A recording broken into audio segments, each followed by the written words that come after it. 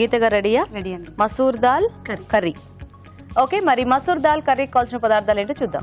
Masoor dal curry తయారు చేయడానికి కావాల్సిన పదార్థాలు: ఎర్రకంది పప్పు 1 కప్పు, మెంతి కూర 1/2 కప్పు, తరిగిన ఉల్లిపాయ 1, కొత్తిమీర కొద్దిగా, పోపు దినుసులు 1 teaspoon, garam masala 1 teaspoon, తరిగిన పచ్చిమిరపకాయలు 2, పసుపు చిటికెడు, ఉప్పు తగినంత, కరివేపాకు 2 రెమ్మలు, ధనియాల పొడి 1 టీ స్పూన్, నూనె 3 టేబుల్ స్పూన్లు.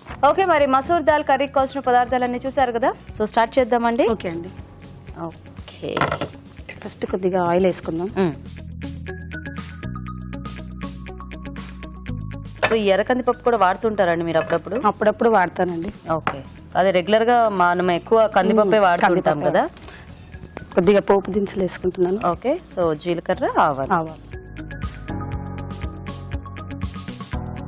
కాకపోతే ఈ ఎర్రకంది పప్పు టేస్ట్ కూడా డిఫరెంట్ గా ఉంటుంది కదా కొంచెం. అప్పుడప్పుడు తినాలి, అది కూడా అప్పుడప్పుడు తినాలంటారా? ఓకే, సో మనకి మామూలు కందిపప్పు కంటే కూడా ఇది ఫాస్ట్ గా అయిపోతుందేమో కదా, అంటే నానబెట్టాం కదా ఆల్రెడీ. సో డైరెక్ట్ గా వేసేసుకుంటే మనకి ఉడికిపోతుంది. ఓకే,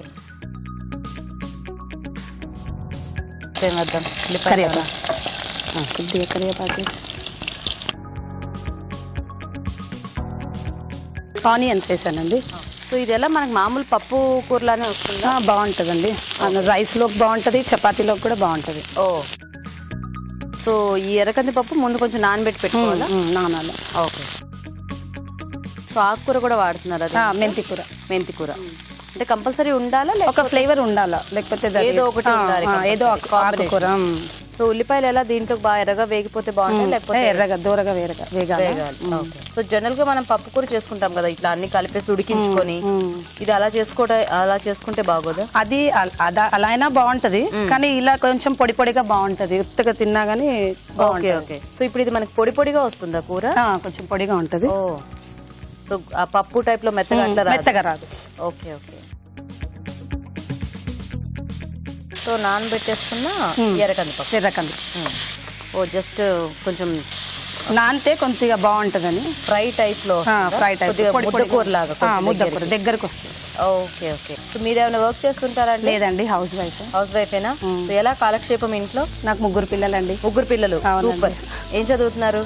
పెద్ద పాప 3rd క్లాస్, చిన్న పాప 1st క్లాస్, బాబు LKG. 3 స్కూల్కి వెళ్ళిపోతున్నారా? సూపర్. కొద్దిగా సాల్ట్ వేయాలండి. సో మొత్తం గోలగోలగా ఉంటుందా? చాలా గోలగా. మా ఇంట్లో హాలిడే వచ్చిందంటే మా పిల్లలతోటే సరిపోతుందా? పేర్లేమిటి? వైష్ణవి లక్ష్మి పెద్ద పాప, త్రిపుర సుందరి చిన్న పాప, కౌశిక్ బాబు కౌశిక్.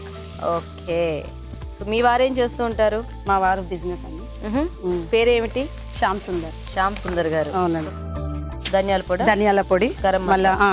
ఇది గరం మసాలా? ఇది గరం మసాలా అండి. కొద్దిగా పసుపు. ఓకే, ఓహో, ఎవరు బాగా అల్లరి చేస్తారు ముగ్గురు? మా బాబు. బాబా. కొద్దిగా మెంతి కూర. ఓకే,